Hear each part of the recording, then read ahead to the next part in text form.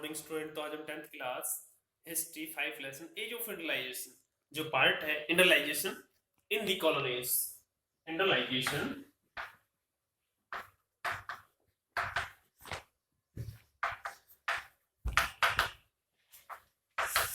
In the colonies. तो हम बात करते हैं औपनिवेशिक युग में औद्योगिकरण। तो औपनिवेश जैसे यूरोप के कंट्री बहुत एडवांस हो गए थे और उन्हें मोस्टली होल वर्ल्ड पूरे वर्ल्ड में कॉलोनाइजेशन औपनिवेशीकरण बसाया था। तो उसमें देखते हैं इंडिया की स्थिति, इंडियन टेक्सटाइल के बारे में कैसे स्थिति थी। जो सूरत एंड मसूलीपट्टनम एंड हुगली जो बंदरगाह थे वो धीरे धीरे बहुत तेजी से ग्रोथ हो रहा था, लेकिन कोई टाइम ऐसा आया कैसे उनका डिक्लाइन हो गया, ड्रामेटिकल नाट के ढंग से क्लैप्स ढह गए और न्यू सेंटर ग्रो स्टार्ट हो गई। तो देखते हैं इंडलाइजेशन इन द कॉलोनीज। औपनिवेशिक औपनिवेशों में औद्योगिकरण। तो हम बात करते हैं औपनिवेशों में औद्योगिकरण। Let us now move to the India to see how a colonies industrialisation. तो हम अब इंडिया की तरफ देखते हैं औपनिवेश इंडस्ट्रीज कैसे बदलाव आए। Once again we look will look not only at factory industries but also at the non-mechanized sector। तो हम गैर मैकेनाइज्ड सेक्टर की बात करते, क्षेत्र की बात करते हैं। We will limit our discussion primarily and textile industries।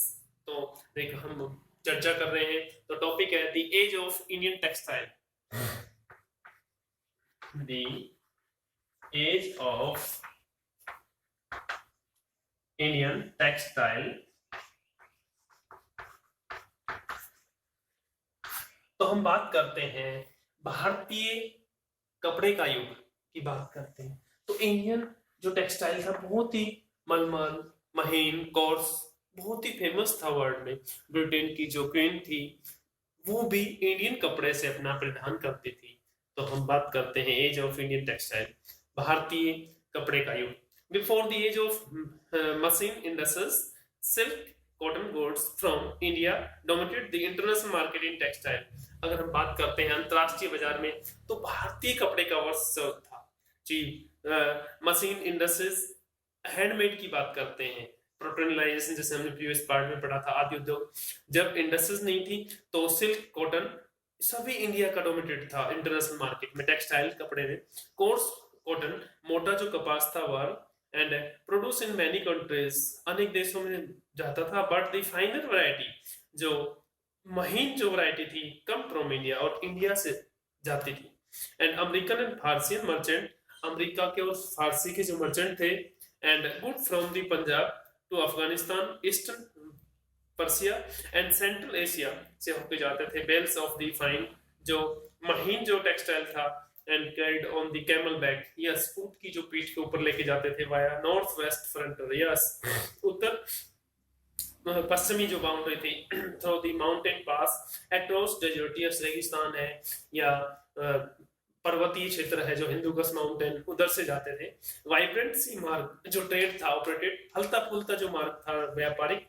And main pre colonial port की बात करते हैं, औपनिवेश युग से पहले की बात करते हैं। Surat on the Gujarat coast connected India to the gulf and red C.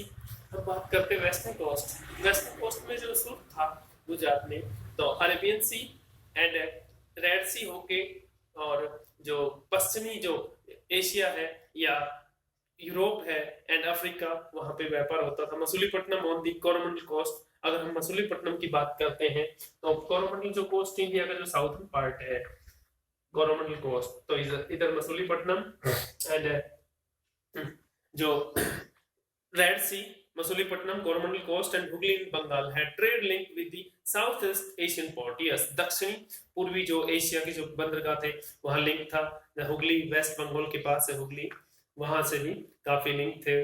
Port जो नदी के किनारे है वैसे तो हुगली, तो यहाँ से इंटरनेशनल ट्रेड, अंतरराष्ट्रीय व्यापार होता था। Variety of the Indian merchant, अगर हम भारतीय सौदागर की बात करें, बैंकर्स जो साहूकार की बात करें, तो work involve in this network of the export trade, निर्यात करते थे।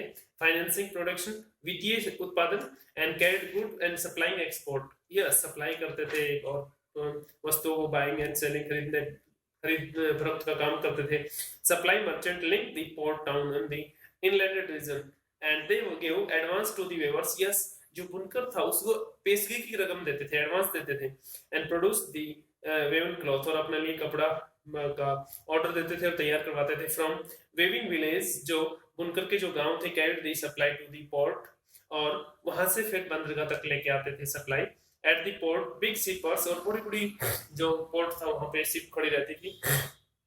एक्सपोर्ट मर्चेंट एंड ब्रोकर्स, लेकिन जो सौदागर थे और ब्रोकर जो दलाल थे वो निर्यात करते थे। And negotiated the price and brought goods from this supply merchant operating in land, yes और मर्चेंट की देखरेख में उनका नियंत्रण होता था कि किस क्या मूल्य तय करना इस वस्तु का।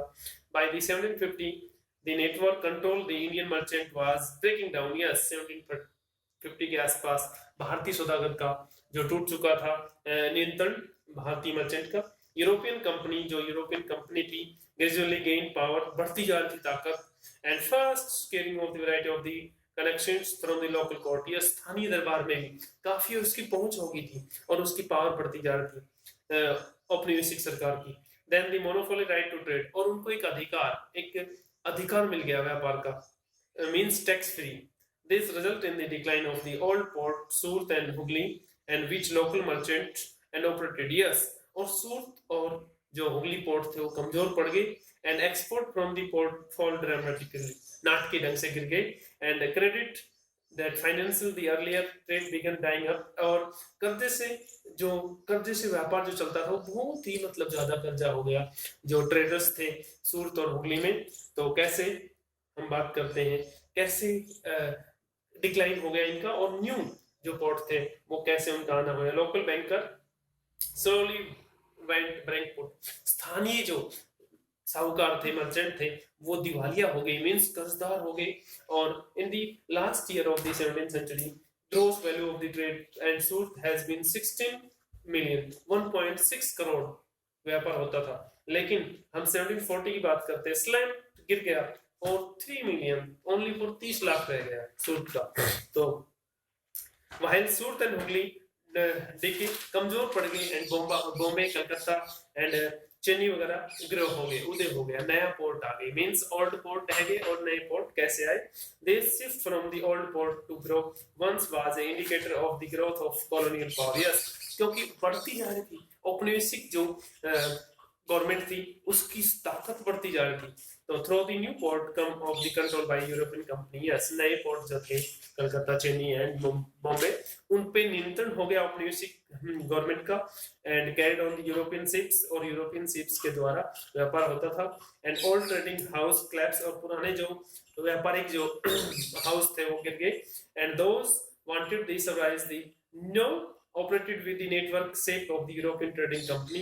How did these change affect, तो ये कैसे प्रभावित हुए life of worker and other artisan, जो अन्य कलाकार थे और जो वेवर्स थे बुनकर, उनकी जीवन पे कैसे इफेक्ट हुआ, कैसे चेंज हुआ, तो देखते हैं हम। तो थैंक यू, आज के टॉपिक में बस इतना ही।